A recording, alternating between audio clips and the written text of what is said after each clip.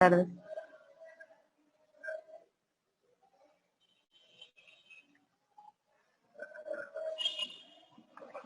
Listo, empezamos. Bueno, entonces, este primer tema corresponde a la primera parte de diabetes. Bueno, es mi nombre, soy médico endocrinólogo.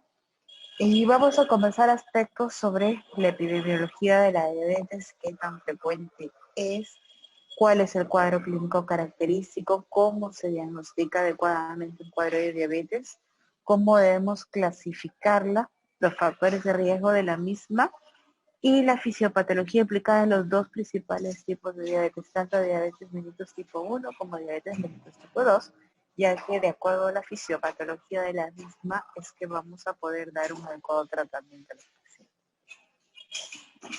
En cuanto a la epidemiología, lo que se estima es que aproximadamente 463 millones de adultos tienen diabetes, lo cual corresponde al 9.3% de la población mundial, de adultos estamos hablando, ¿no? Y que se prevé que esta cifra va a seguir en aumento debido a los hábitos alimenticios, como los malos hábitos alimenticios, el sedentarismo y la epidemia de sobrepeso o obesidad que apuntamos, llegando a ser para el año 2045 700 millones de la población mundial.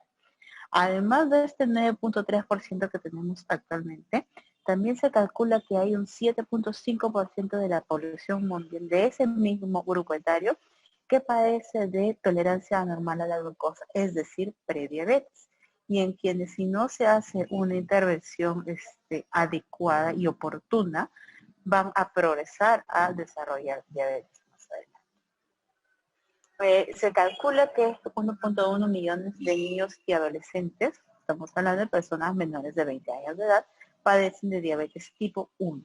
La diabetes tipo 2 también se está presentando en estos últimos años en porcentajes nada especiales en niños y adolescentes, sin embargo no ha sido posible calcular exactamente cuál es la cantidad de niños afectados con diabetes tipo 2. La mortalidad asociada a diabetes es alta, lo mismo que los niños afectados por hiperglicemia en el embarazo, es decir, diabetes gestacionales. Y estos niños pues padecen un gran riesgo de complicaciones perinatales, ¿no? Como macrosomía fetal, distocia en el parto, hipoglicemia neonatal, convulsiones, etc., ¿no? El costo anual derivado de los gastos de diabetes y sus complicaciones es también elevado. Y ya pues trasladados poco más aquí a lo que es el Perú, el estudio Perú-Dia realizado por el doctor Segundo Soclen estimó que la prevalencia de diabetes en nuestro país era del 7% de la población a nivel Perú, estando la mayor cantidad de las personas afectadas en la región costa norte del país.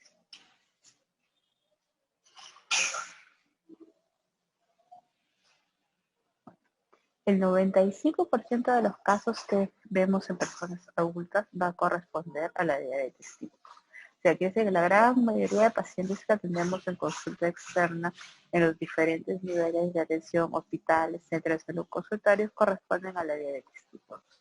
La prevalencia global de la diabetes tipo 1 es baja, desde 0,25 a 5% de la población mundial. El pico de edad se encuentra en adolescentes de los 10 a 14 años. Hay otro pico, quizás no tan alto, pero bueno, hay otro pico de incidencia que es de los 5 y los 6 años y afecta a ambos sexos por igual. La diabetes de sí, tanto tipo 1 como tipo 2, es una importante causa de complicaciones que traen abajo la calidad de vida del paciente, como es la enfermedad renal crónica terminal, aquella que requiere apoyo dialítico para la supervivencia, ceguera, es un tipo de ceguera prevenible, y amputación no traumática en individuos de 20 a 74 años. Y otro aspecto importante que tienen que recordar es que la principal causa de mortalidad en diabetes es cardiovascular. El tener diabetes, independientemente del grado de control metabólico que tenga el paciente, sea bueno o sea malo, el solo hecho de tener diabetes es un equivalente coronario. Lo pone en la misma categoría de riesgo a aquella persona de la misma edad que no ha sufrido un evento coronario previo. y el riesgo cardiovascular está incrementado de 2 a 4 veces en todas las personas con diabetes, como les decía, independientemente de control metabólico que tengan. En cuanto a la clasificación, pues vamos a encontrar dos tipos principales de diabetes, la diabetes tipo 1 y la diabetes tipo 2. Sin embargo, existen otros tipos que es importante conocer, como la diabetes gestacional y los otros tipos de diabetes asociados a endocrinopatías, enfermedades del páncreas, secundarias a uso de medicamentos o mutaciones monogénicas.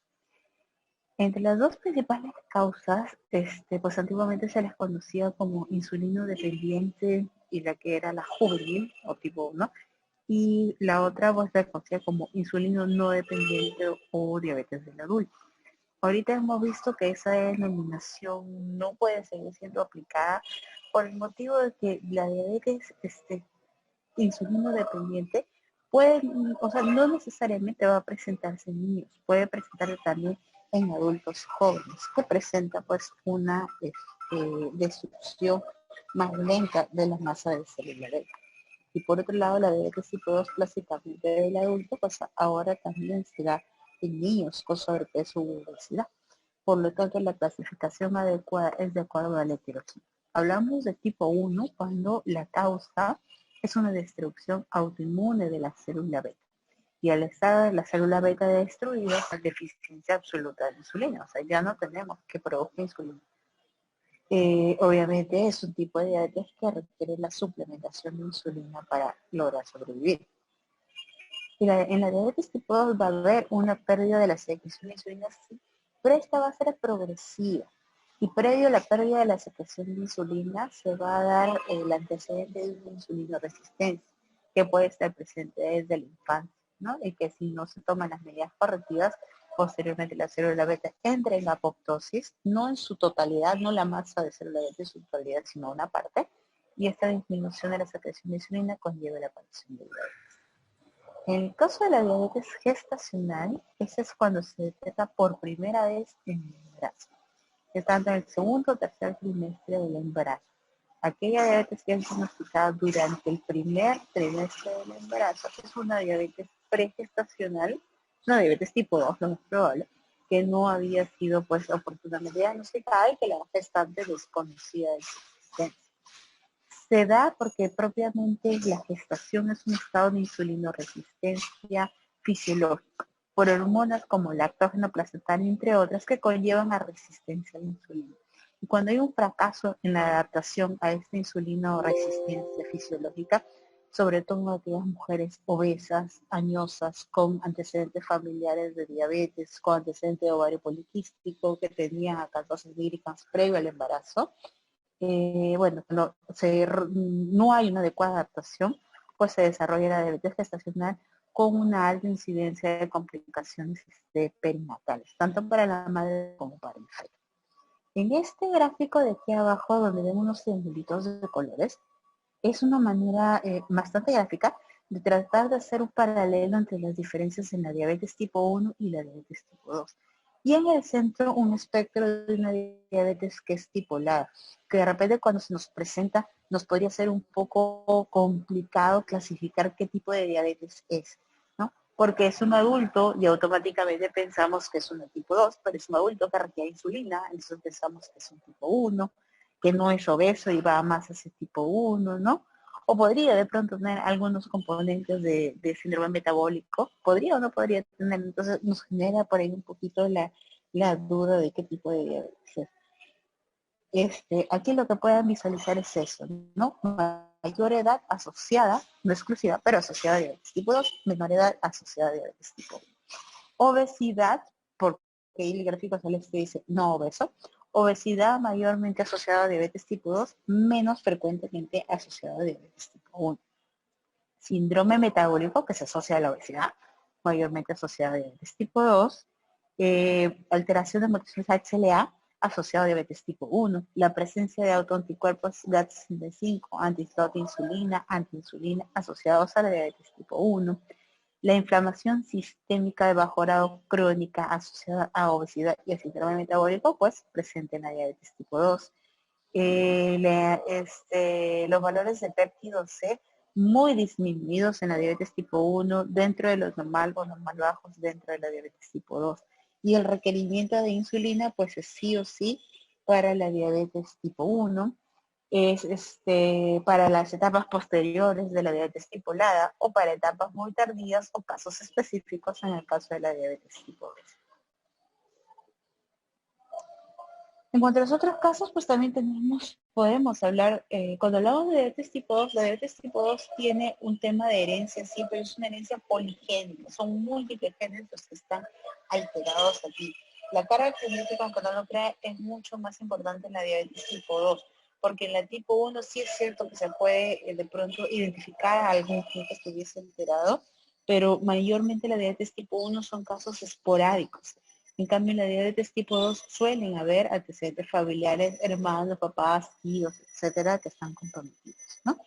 Y también existe la posibilidad de hablar de mutaciones monogénicas. En este caso estamos hablando de tipos de diabetes móviles, son varios, ¿no?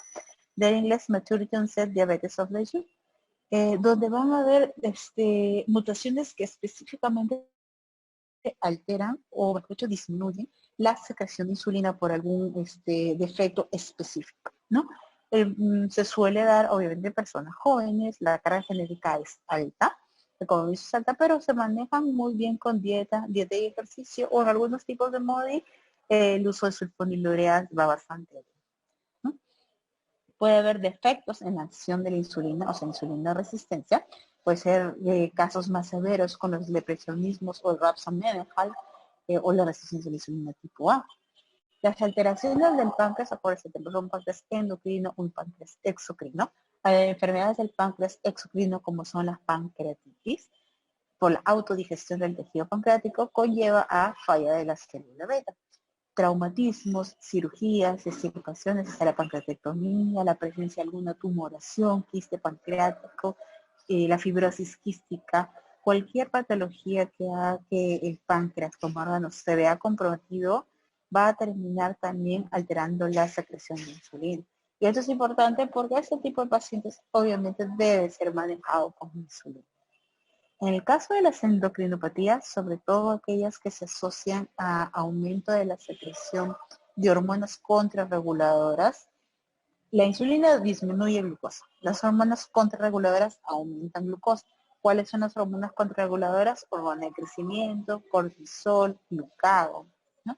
Las hormonas tiroideas. Por eso es que todas esas endocrinopatías que conllevan aumento de hormonas contrarreguladoras van a conllevar hiperglicemia y posteriormente diabetes. En el caso de la acromegalia estamos hablando de un aumento en la secreción de hormona de crecimiento. En el Cushing, el exceso de cortisol. El glucagonoma, esa tumoración productora de glucagón, pues ya no se excesa la producción de glucagón, ¿no? El feocromocitoma aumenta las catecolaminas, en el hipertiroidismo aumenta hormonas tiroideas, etc. Somatostinoma también, esta tumoración que produce somatostatina aumenta la agresión. El uso de determinados fármacos también. Dentro de todo lo que está en lista, quizá el más frecuente sea los glucocorticoides, sobre todo en el contexto actual que pues, lo usan mucho para el manejo de los casos de COVID moderado severo, ¿no? La dexametasona tiene un efecto glucocorticoide muy potente y eleva considerablemente la glicemia, sobre todo que es glicemia postprandial. El uso en exceso de hormona tiroidea, la levotiroxina, diazócido, agonistas beta-adrenérgicos, los diuréticos tiazídicos, algunos antirretrovirales, algunos supresores se asocian a diabetes inducida por fármacos, ¿no? En caso de estas infecciones, la rubia congénica, citomegalovirus, la parotiditis, todas estas infecciones virales también se han asociado a diabetes mellitus. ¿Ya? Y algunas enfermedades, algunas cromosopatías como el síndrome de Down, síndrome de Turner, síndrome de Klinefelter, todos estos tienen mucho mayor riesgo a lo largo de la vida de desarrollar diabetes. Los factores de riesgo, para aquí estamos hablando de factores de riesgo de diabetes tipo 2, de la diabetes que es poligénica, lo que está altamente influenciada por factores ambientales, son precisamente eso, ¿no? Índice de masa mayor de 25, sobrepeso, obesidad, riesgo incrementado. Perímetro abdominal, más de 80 mujeres y más de 90 en varones. Y aquí probablemente notan que difiere un poquitito de lo que deben haber encontrado en los libros, donde habla de 94 en hombres y 90 en mujeres. Y es que los libros son mayormente literatura extranjera. Y cuando hablamos de perímetro abdominal, hablamos de criterios de síndrome metabólico que tienen que ser adaptados a nuestra población. Y nuestra realidad es que como latinos y como peruanos, pues la estatura promedio es mucho menor. Por lo tanto, los perímetros abdominales es de acuerdo al tipo de población, ¿no? Incluso para los asiáticos también es un poquito más exigente que para Japón y China. En varón hablamos de perímetro abdominal más de 85 y eso incrementado, ¿no? Y para nosotros América del Sur más de 90 en varones y más de 80 en mujeres. Mientras que de pronto Europa, Estados Unidos, pues maneja cifras como 102 en varones y 88 en mujeres. Y tiene que ver un poco pues con el tipo de población con el que estamos trabajando. Los antecedentes familiares de diabetes, tanto de primero, sobre todo, y de segundo grado, pesan. El provenir de una zona que es rural, pero que se ha urbanizado recientemente. ¿Por qué? Porque cuando hay una urbanización reciente, pues llegan cosas nuevas, hay acceso a comida chatarra, otro tipo de alimentos, y eso pues conlleva al cambio de los hábitos alimenticios, ¿no? Antecedentes de diabetes gestacional, siempre preguntarle a las pacientes si es que ha dado luz a un hijo que ha pesado más de 4 kilos, ha nacido pesando más de 4 kilos. El antecedente de macrosomía ya nos indica que en esa gestación algo salió mal. Probablemente tuvo diabetes gestacional, pero no fue oportunamente diagnosticada, el ginecólogo no se dio cuenta, y bueno, y ese es el resultado, ¿no? El antecedente de haber tenido una enfermedad distinta coronaria o una enfermedad vascular de origen aterosclerótico también. Porque como les había mencionado, como les había mencionado, la diabetes es un equivalente coronario. Y por lo tanto, hay muchos pacientes que se diagnostican de diabetes en un momento en el que debutan en el hospital con un tema de infarto cardíaco o un evento cerebrovascular y el paciente desconocía que lo tenía, y pues ahí está su diagnóstico, ¿no? Y mucho tiene que ver con el tema de la fisiopatología, que los primeros cambios que se están dando desde que el paciente es obeso y tiene prediabetes, ya se está dando cambios a nivel endotelial, ¿no? Ya se están dando problemas en el endotelio que conllevan a la formación de placa de enteroma y a la posterior ruptura de la placa con la obstrucción del vaso. Pacientes hipertensos, complementados, pacientes que tienen esa clásica dislipidemia periférica, triglicéridos incrementados con colesterol HDL bajo, ¿no? El antecedente del padecido bajo peso en nacer o mucosidad al nacer, el sedentarismo, la escolaridad baja, el antecedente de otras enfermedades cognitivas o psiquiátricas asociadas, las mujeres con ovario poliquístico y todas aquellas personas que tienen el hallazgo del cáncer asistido, ¿no? Entonces, tenemos que tener en cuenta que hay una gran proporción de personas con diabetes que no tienen ninguna sintomatología y por lo tanto desconoce que padece diabetes. La sintomatología clásica, si bien ciertos polidipsia, poliuria, fatiga, pérdida de peso, se da solo en una proporción muy chiquita de los pacientes. No se da en la gran mayoría están asintomáticos.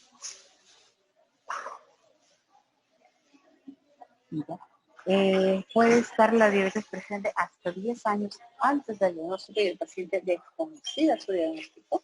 Por lo tanto, es probable que en estos 10 años que han transcurrido sin que el paciente conozca su diagnóstico ya puede haber tenido complicaciones microvasculares, ¿no? Y bueno, mientras más oportunamente se traten a nuestros pacientes, mejor va a ser el pronóstico, ¿no? Más grave. El screening debe hacerse cada 3 años a partir de los 45 años o incluso más frecuente, puede ser anual, si el paciente tiene sobrepeso o algún otro factor de riesgo. En el caso de la diabetes tipo 1, sí se posibilidad de marcadores inmunológicos que los solicitan para uso.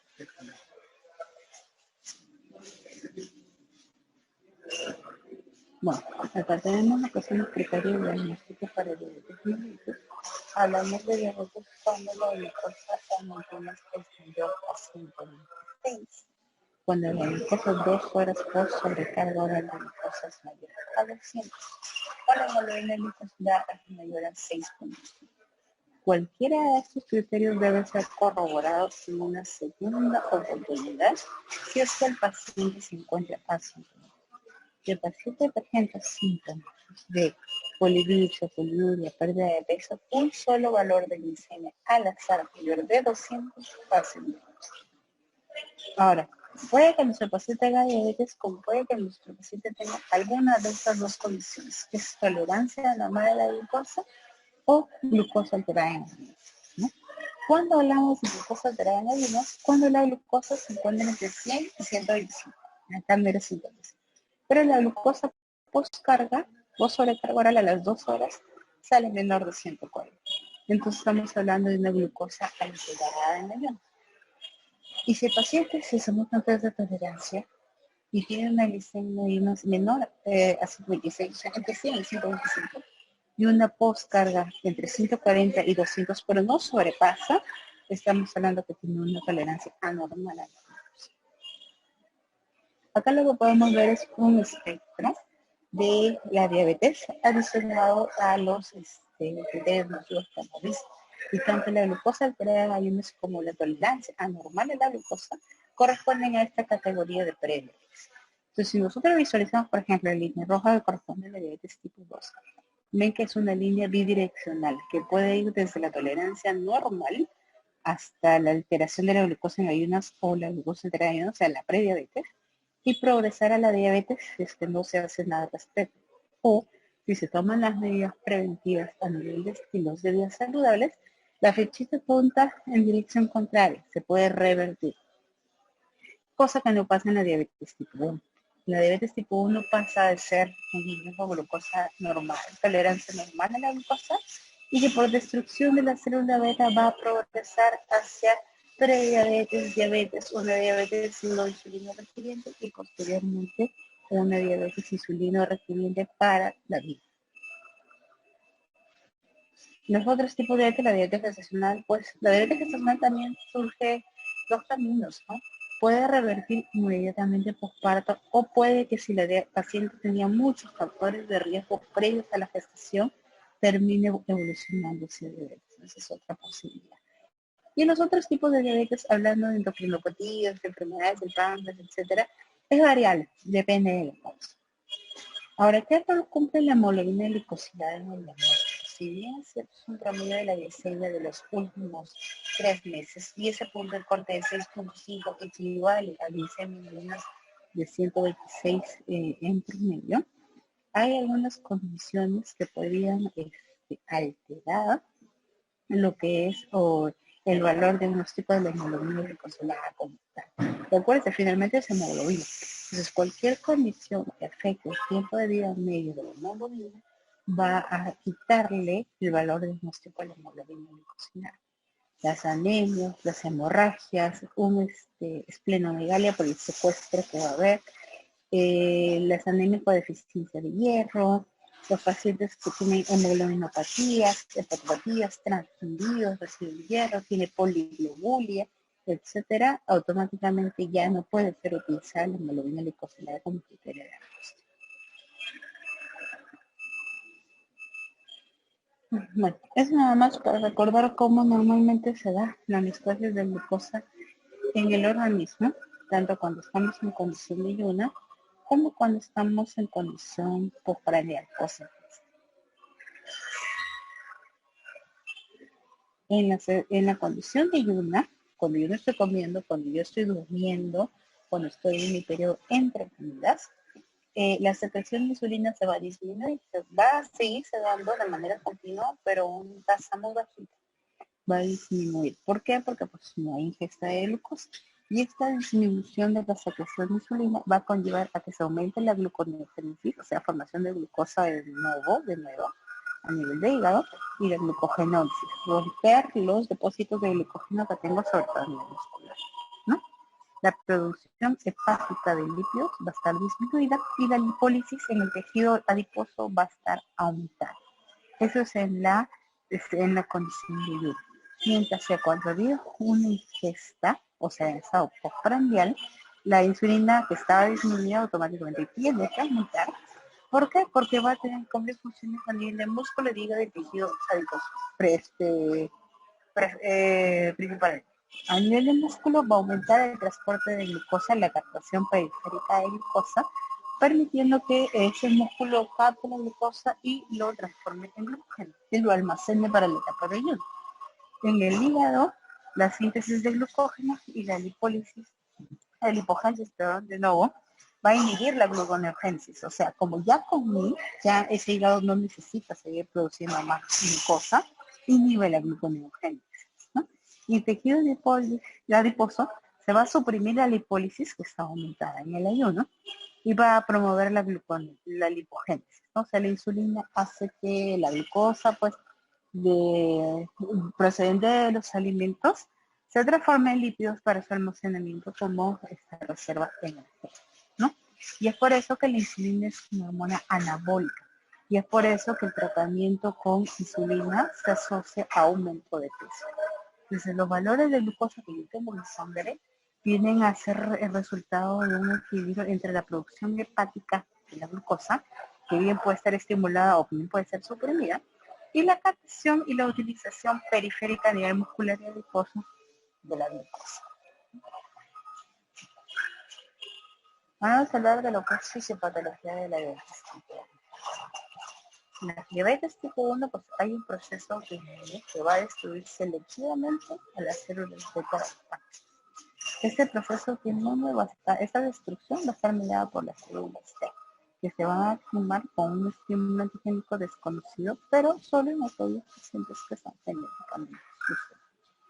Desde la predisposición genética más un estímulo desencadenante, que puede ser un virus, por ahí se hablaba de exposición temprana de la leche de vaca, va a hacer que se activen los anticuerpos frente a los islotes de la célula beta, y las células beta terminen siendo dañadas por los linfocitos. Va a haber una insulinitis o una infiltración linfocítica y seguidamente una destrucción de la célula beta, ¿no? En los pacientes con diabetes tipo 1 clásicamente se van a identificar estos autoanticuerpos, sobre todo el anticuerpo contra el ácido glicémico descarboxilasa OH65, que llega a ser positivo en el 80% de los niños y los adultos al momento del diagnóstico, así como los anticuerpos antitirosina fosfatasa, antiinsulina, antitransportador de STIC, que pueden estar presentes para estar en el 50% de los pacientes. Y tienen que tener en cuenta que con el pasar de los años, estos anticuerpos se van a negativizar, ya no los vamos a encontrar detectables. Si al momento del diagnóstico no hay evidencia de autoinmunidad, porque puede haber otros parámetros que nos van a sospechar de que es un proceso autoinmune que está de fondo. Si al momento del diagnóstico no se nos encuentra, pues estamos clasificando en una diabetes tipo 1 idiopática, ¿ya? Porque van a encontrar que la diabetes tipo 1 a su vez se subclasifica en la autoinmune y en la idiopática, ¿no? ¿Qué otros aspectos nos podrían hacer sospechar de que es un proceso autoinmune pese a tener anticuerpos negativos? Pues esto, es que está incrementada el riesgo de padecer otras enfermedades autoinmunes, como sobre todo las enfermedades tiroideas autoinmunitarias, como enfermedad de Hashimoto o enfermedad de Graves. Después podemos encontrar asociación con enfermedad de Addison, anemia perniciosa, enfermedad celíaca, vitíligo, alopecia, hepatitis autoinmune, etc. Y en todo paciente con diabetes tipo 1 es necesario realizar un screening periódico, al menos de enfermedad tiroidea autoinmune y de anemia, hasta inclusive de edad.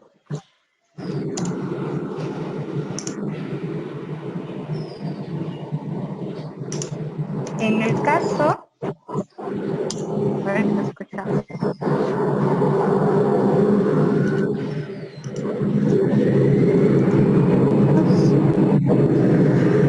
Podría por ahí apagar el audio porque la verdad se escucha mucha bulla. Ya. En el caso de la fisiopatología de la diabetes tipo 2, principalmente vamos a hablar de dos cosas: insulina resistencia primero y luego deficiencia de la secreción de insulina. Entonces, lo primero que se va a dar es un fenómeno de insulina resistencia en los que también están genéticamente predispuestos a personas sedentarias con sobrepeso o obesidad. Va a haber una respuesta inadecuada de los tejidos, y de los tejidos me refiero a músculo, hígado y tejido adiposo, a la acción normal de la insulina, ¿ya? va a estar viéndose alterada la utilización periférica de la glucosa y va a estar aumentada la producción hepática de glucosa. Y este fenómeno de insulino resistencia, como les decía, puede estar presente desde la infancia, porque está presente muchos años antes de la aparición de la diabetes, ¿no?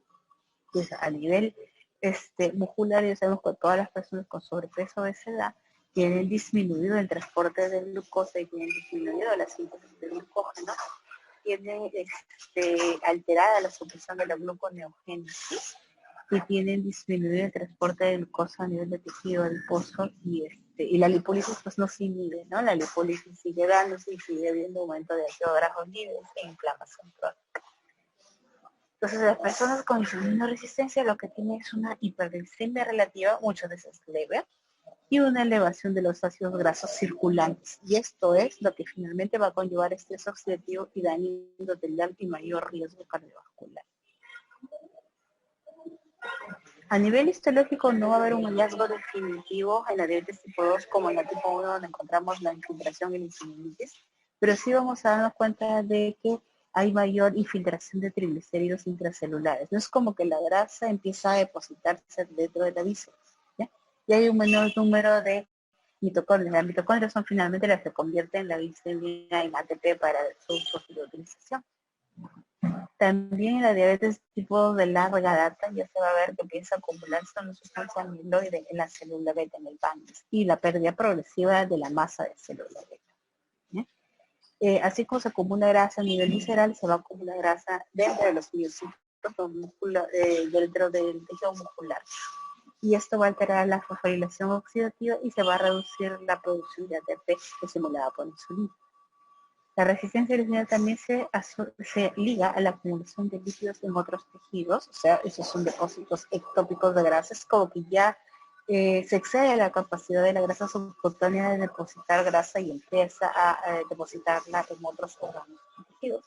Y cuando empieza a depositarla en la célula beta, esta lipotoxicidad que se genera va a dar lugar a un fenómeno apoptóxico y a la muerte de la célula beta, lo cual va a conllevar un diabético tipo 2 con mucho tiempo de enfermedad, de disminuir su secreción de insulina y pueda llegar a requerir manejo de insulina para sobrepower. Todos los pacientes con diabetes tipo 2 tienen niveles elevados de ácidos grasos libres, por lo que les acabo de explicar, y tienen niveles elevados de adipotinas y marcadores inflamatorios.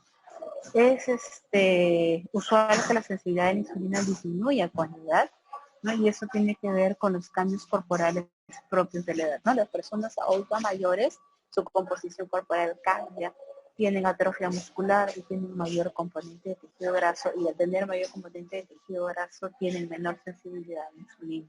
Y por eso también es que la diabetes tipo 2 se da en personas mayores, ¿no? Aquí lo que tenía era un gráfico de cuál es la historia natural de la diabetes.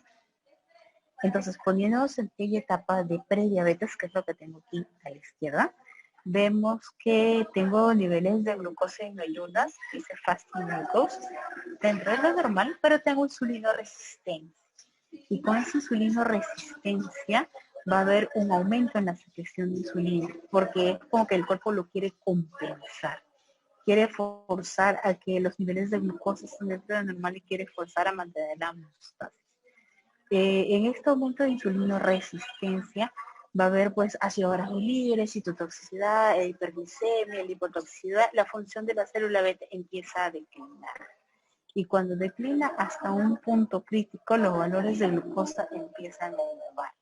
Cuando es más de 126 en ayunas o más de 200 postprandial, se hace el diagnóstico de diabetes, que es lo que vemos del rojo en adelante, ¿no? Y ya para eso, el diagnóstico de diabetes, yo lo que tenía era niveles de glucosa en ayunas altos, niveles de glucosa postprandiales altos, insulinoresistencia ya diagnosticada, secreción de insulina venida menos y función de célula beta venida menos. Y es incluso unos años antes, donde ya, si ustedes ven las dos líneas de abajo donde está la glucosa postprandial y la de ayunas, la primera glicemia que empieza a elevarse es la postprandial. Y con esta elevación de la postprandial empieza a darse el daño microvascular, o sea, retinopatía, nefropatía, neuropatía, cuando el paciente todavía no tiene diabetes Y es más, tiene glucosa en ayunas normal, pero la postprandial, que nunca nadie la miró, ya estaba alta, ¿no? Y desde mucho antes, cuando tenía las dos glucosas dentro de lo normal, pero en un paciente obeso y sedentario, ya estaba formando aterosclerosis y ya estaba generándose el riesgo de infarto y de derrames cerebrales, ¿no? Y de eventos cerebrovasculares. Y bueno, lo otro que ya vemos es la progresión de la diabetes tipo 2 a lo largo de los años, con aumento progresivo de la glicemia, con disminución de la célula beta, de la masa celular beta, con disminución consecuente de la secreción de insulina, ¿no? Bueno, hablando de insulina insuficiencia, después de un periodo de hiperinsulinismo compensatorio, lo primero que se va a alterar es la primera fase de secreción a la insulina, que clínicamente se manifiesta como hiperglicemia postprandial. Y posteriormente ya hay un compromiso de la segunda fase de secreción de insulina y lo que conlleva a una hiperglicemia en ayunas. La hiperglicemia recién se va a dar cuando la producción de insulina es insuficiente para la demanda metabólica y la misma hiperglicemia va a conllevar a mayor deterioro de la célula beta. A esto se le conoce como glucotoxicidad, y esta falta de insulina va a conllevar a aumento crónico de ácidos grasos libres, que también conlleva a una reducción más marcada de la secreción de insulina y apoptosis de la célula beta, y eso se le llama lipotoxicidad. Entonces la glucolipotoxicidad es lo que conlleva falla de la célula beta, ya pues diabetes finalmente, ¿no? Ese es el mismo gráfico que tenía antes, pero más o menos para volverles a aclarar que el primer aspecto que se va a dar es la elevación de la glicemia postprandial, por eso que les acababa de explicar hace un ratito, ¿no? Glicemia postprandial, porque lo primero que se afecta es la primera fase de secreción de insulina. Y luego ya tenemos hiperglicemia en ayunas cuando se afecta la segunda fase de secreción de insulina. Parece que es una de las últimas láminas que tengo. Si bien es cierto, esos son los dos mecanismos principales del diabetes tipo 2, hay otros mecanismos que no podemos dejar de lado, como es el caso de la disminución del efecto incretino. Las incretinas están disminuidas en todos los pacientes con diabetes tipo 2. ¿Y qué es eso? Esos son los péptidos que se van a secretar a nivel intestinal y que van a cumplir la función de que, por ejemplo, cuando hay una ingesta de alimentos, cuando hay eleva la glicemia, pero producto de una ingesta oral, se secrete mayor cantidad de insulina. Entonces es una secreción de insulina glucoso dependiente. Y esta efecto incretina, las personas con diabetes tipo 2 la tienen perdida. Y es por eso que hay unas relativamente nuevas familias de fármacos que vienen direccionadas a esto, ¿no? A potenciar el efecto incretina en los pacientes con diabetes tipo 2. Por otro lado, las personas con diabetes tipo 2 tienen una alteración en la flora intestinal normal, ¿no? Esa alteración en la flora intestinal normal los hace propensos a mayor hiperglicemia y a mayor obesidad. Las bacterias intestinales se encuentran alteradas, ¿ya? Adicionalmente, a nivel renal, las personas con diabetes tienen una sobreexpresión de los transportadores SGLT2. Normalmente, si uno ya tiene la glucosa alta, se supone que lo que debería pasar es que excrete más glucosa y que haya glucosuria para bajar. Sin embargo, el umbral en el cual la glucosa aparece en orina, que normalmente es 180, se encuentra alterado. Y ese riñón, lejos de excretar más orina de una manera más adaptativa, termina reabsorbiendo más glucosa y finalmente contribuye a que los valores de glucosa en sangre sean aún mayores. Por otro lado, los neurotransmisores también se encuentran alterados en las personas con prediabetes, resistencia a la insulina, obesidad y diabetes, de tal manera que el centro de la saciedad se encuentra totalmente alterado, ¿no? Y es común que esos pacientes tengan pues mucho apetito, mucha ansiedad desde la etapa de prediabetes, ¿no? El glucagón, que debería encontrarse inhibido, pues no se inhibe, se encuentra aumentado, y esta hiperglucagonemia conlleva a mayor hiperglicemia, ¿no? Entonces son estas otros mecanismos que asociados a la insulina, resistencia muscular, hepático, tejido adiposo y a la falla de la célula beta que les acaba de explicar, todas estas alteraciones también contribuyen más a la hiperglicemia en los pacientes con diabetes mellitus tipo 2. Y es importante que lo recuerden porque son blancos terapéuticos, ¿no?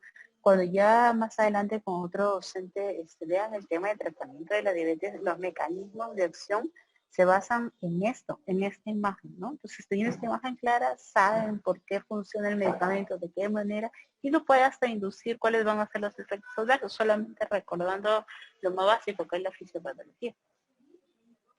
Bueno, entonces para terminar, una gran proporción de las personas con diabetes están asintomáticas, no saben que tienen diabetes y ya pueden estar complicados desde el día del diagnóstico. El aumento de la demanda de insulina por la célula beta asociado a la resistencia a la insulina que hay a nivel periférico, tanto a nivel muscular como hepático, son los elementos claves en la patogénesis de la diabetes tipo 2. La resistencia a la insulina, que es típica de la diabetes tipo 2, implica a su vez alteraciones en el metabolismo de los lípidos y de los carbohidratos, no es exclusivamente de los carbohidratos, sino también de los lípidos. Y eso es importante que lo tengan en cuenta porque los ácidos grasos están elevados, por eso se tiene mayor riesgo de enfermedad cardiovascular. Y eso es un punto que es muy, muy importante pues, en los últimos años, pues porque la incidencia de eventos cardiovasculares viene en aumento considerable, ¿no? Y en la fisiopatología de la diabetes tipo 2 pues implican otros mecanismos como la resistencia a la insulina a nivel del adipocito, la disminución de creatina, la hiperglucagonemia, la reducción renal de glucosa aumentada, disfunción de neurotransmisores, ¿no? Y conocer todos estos mecanismos asociados pues nos va a permitir como médicos optimizar el tratamiento porque vamos a poder emplear fármacos de manera inteligente en combinación y con diferentes mecanismos de acción que conlleven a evitar la progresión de la enfermedad y a retrasar la aparición de complicaciones microvasculares, ¿no? Bueno, antes de terminar, quería volverles a poner esa lámina donde ustedes ven, ya hablamos de diabetes tipo 2 con 15 años de evolución y es más, si podríamos prolongarlo un poquito más durante los años y ven cómo la función de la célula beta viene cayéndose desde 10 años antes del diagnóstico y así sucesivamente. Entonces llega un punto donde sí se va a caer críticamente y la secreción de insulina va a lograr un valor muy, muy críticamente bajo. Y este tipo de pacientes con diabetes tipo 2 va a requerir manejo con insulina. Y bajo ninguna circunstancia quiere decir que se ha vuelto un diabético tipo 1. Eso no pasa jamás y es un error común que lo veo en algunos colegas. Lo que pasa es que por la historia natural de su enfermedad ya no tiene suficiente masa de célula beta que produzca insulina y por lo tanto pasa a ser insulino dependiente. Pero es un diabético tipo 2, insulino dependiente.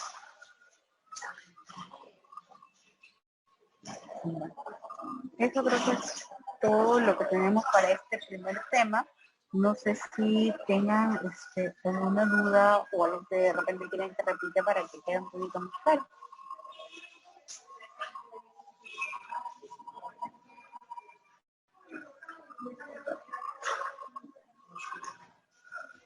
Doctora, disculpe, usted mencionó en la fisiopatología de la diabetes que habían mayor lipólisis, ¿no? Entonces, eso implicaría que más, bueno, tejido graso, haga lisis y haya más producción de glucosa, ¿no? Entonces, los pacientes diabéticos normalmente son obesos o Lo que pasa es que en la fisiopatología son obesos. Lo que pasa es que, porque se deben preguntar eso porque deben haber visto que hay pacientes con diabetes tipo 2 que están totalmente demostrados obesos. En la fisiopatología originalmente este paciente era obeso. Lo que pasa es que este estado de hiperglicemia, la glucosa está muy alta en sangre, muy alta en sangre, pero este músculo no lo capta y no lo usa.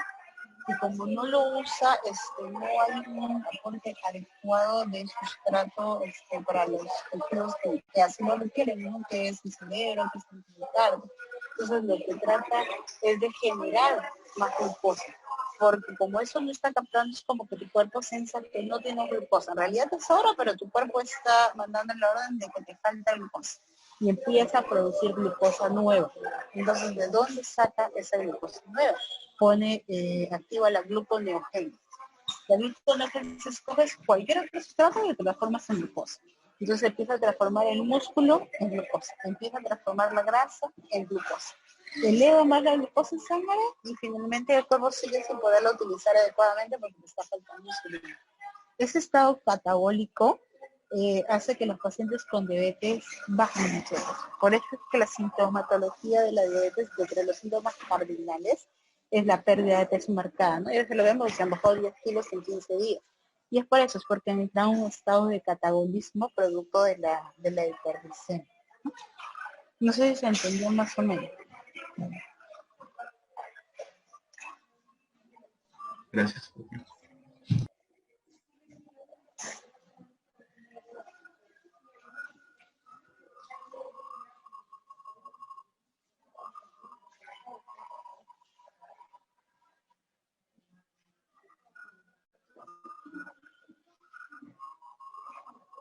¿Alguna otra duda?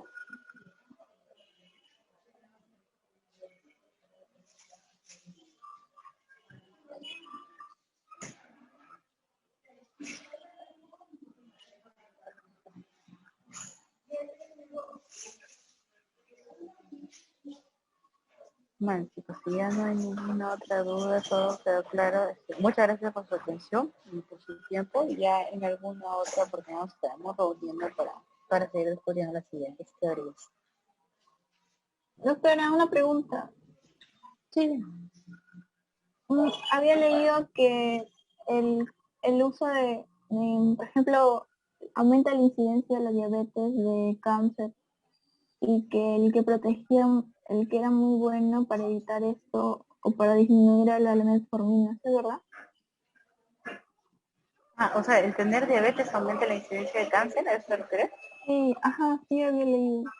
Sí, las personas con diabetes y las personas obesas tienen riesgo de incrementar el cáncer. Sobre todo mama, colon, próstata, eso sí es cierto. Está más en relación a que, como les había mencionado, después de las láminas está, pero se asocia a un estado de inflamación crónica, ¿no? Y esa inflamación crónica conlleva a casos, ¿no? Niveles elevados de marcadores de mayor riesgo de cáncer. Ahora, la metformina, si bien es cierto, es un insulino sensibilizador, tiene otros efectos pleiotrópicos sobre presión arterial, sobre perfil lipídico, sobre inflamación crónica, que podría resultar beneficioso, ¿no? No se puede indicar como un tratamiento preventivo del cáncer, porque para que un tratamiento pueda ser preventivo en estudios tiene que cumplir otros criterios que de momento no lo cubre, pero por un aspecto teórico tiene bastante lógica el por qué la metformina podría tener ese evento positivo, ¿no? Y hablamos de metformina bien utilizada, porque también por ahí están los mitos de que genera insuficiencia renal, etcétera. Es que eso es cuando ya le indicamos mal, y la metformina no genera insuficiencia renal, la diabetes genera insuficiencia renal, ¿no? Entonces, desde ese punto de vista, orientar un poco mejor las cosas. Pero sí, la metformina, como uno de los fármacos más antiguos que existe para el manejo de la diabetes tipo 2, tiene muchos efectos beneficiosos y otros efectos pleiotrópicos que se pueden aprovechar en este tipo de pacientes, ¿no? Doctora, una pregunta. Sí. Había leído que existía ciertas diferencias en cuanto a los valores cuando el paciente en su casa utiliza la prueba de el glucómetro, esa que te pican en el dedito, con las pruebas en los laboratorios. Sí. Pero ¿qué tan grande es esa diferencia o cómo podríamos fijarnos? Porque si bien es cierto, lo del glucómetro es para mantener como que controlada la enfermedad en casa. Ajá. Mire, glucosa puedes medirlo a nivel sérico, sangre, puedes medirlo a nivel, o sea, sangre venosa, estamos hablando, ¿no? A nivel intersticial y a nivel capilar. Entonces, el glucómetro es un dosaje de glucosa capilar. Sí hay diferencia porque hay un como destiempo en el traspaso de la glucosa, ¿no? Entre lo que es nivel central a lo que es nivel periférico. Por eso es que para diagnóstico tú no puedes hacer el diagnóstico con un glucómetro jamás. De repente te mides y te sale 300 y te asustas, pero para la confirmación tú requieres el valor en sangre sí o sí, ¿no? Y determinados fármacos, como el paracetamol, aquí hablan de glucosa intersticial, ¿no? O estados edematosos, etcétera, podrían hacer que haya mayor variabilidad en la toma de glicemia capilar o la medición de glicemia a nivel intersticial, que eso lo hacemos con sensores de monitoreo continuo de glucosa, ¿no? Nos sirven como referentes para el control, más no nos sirve como diagnóstico. Pero no es como que va a variar así, que en sangre tenga 100 y el glucómetro te raje 200. No, hay una diferencia de 10 a 15 miligramos por decilitro aproximadamente. Y esas variaciones son más marcadas cuando la glucosa está más baja y cuando la glucosa está más baja. Más alta, perdón. Pero en los valores intermedios es entre 5 a 10, no es mucho. Gracias, doctor. Doctora, disculpe, ¿cuántos criterios eran que se tenían que cumplir con respecto a la tolerancia a la glucosa, en el ayunas? ¿Y Ya. esa es la primera vez que vas o cómo? Ya, bueno, supongamos que se solicite, pues un paciente lo identifica con factores de riesgo. Ya, tiene esos factores de riesgo. Yo le pido una glucosa en ayunas y esa glucosa en ayunas de pronto me sale 105, no es normal. Entonces yo le voy a hacer un test de tolerancia a la glucosa y en ese test de tolerancia a la glucosa a las 2 horas me sale 210, cumple el criterio de diabetes, tiene factor de riesgo, pero el paciente está asintomático. Entonces yo lo que tengo que hacer es repetir la prueba más adelante para corroborar si es que yo vuelvo a tener una glicemia de ayunas, si tengo una glicemia de ayunas más de 126 o a las 2 horas estamos de 200 o de repente la glicosilada le pido y está alta y el tener los dos valores altos hace diagnóstico de diabetes, ¿no? Ese es el escenario. En el paciente asintomático el test se tiene que repetir. En el paciente sintomático, un test más de 200 en cualquier momento del día, en ayunas o no ayunas, pero si tiene síntomas cardinales de diabetes, ya está, tu diagnóstico está más que claro. Doctora, disculpe una pregunta. Con respecto a los pacientes que son dependientes de lo que son los glucocorticoides, ¿se le realizaría un cambio a nivel del tratamiento para lo que es si es que presenta diabetes? ¿Se realizaría algún cambio a nivel de lo que es tratamiento? ¿Y cada cuánto se le monitoriza, ¿no? Si es que este paciente puede presentar lo que es la diabetes. Por corticoide tú tienes dos escenarios, o haces solamente una hiperglicemia inducida por corticoides que es transitoria, o haces una diabetes inducida por corticoide que se queda de manera permanente. Depende del tipo de corticoide que he usado, porque los corticoides tienen diferentes tiempos de vida media y tienen diferentes potencias. Y depende de la dosis y del tiempo que los he usado y cuál es la indicación. Porque no es lo mismo usarlo unos días a dejarlo como un tratamiento crónico.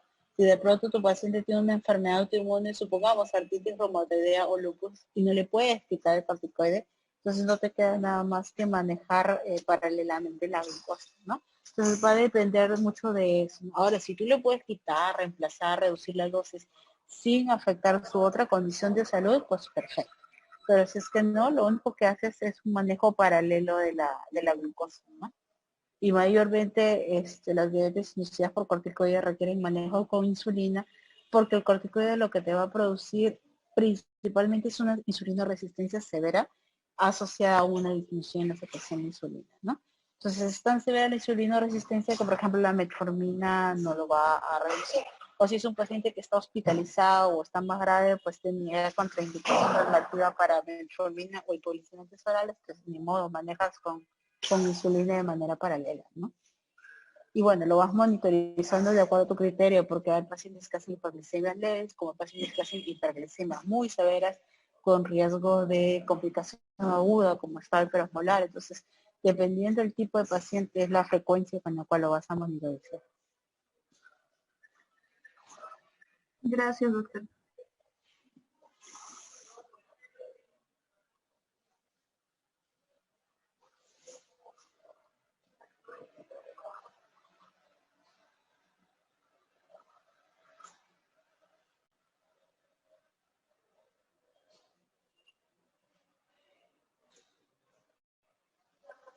Listo, chicos, ¿alguna otra cosita?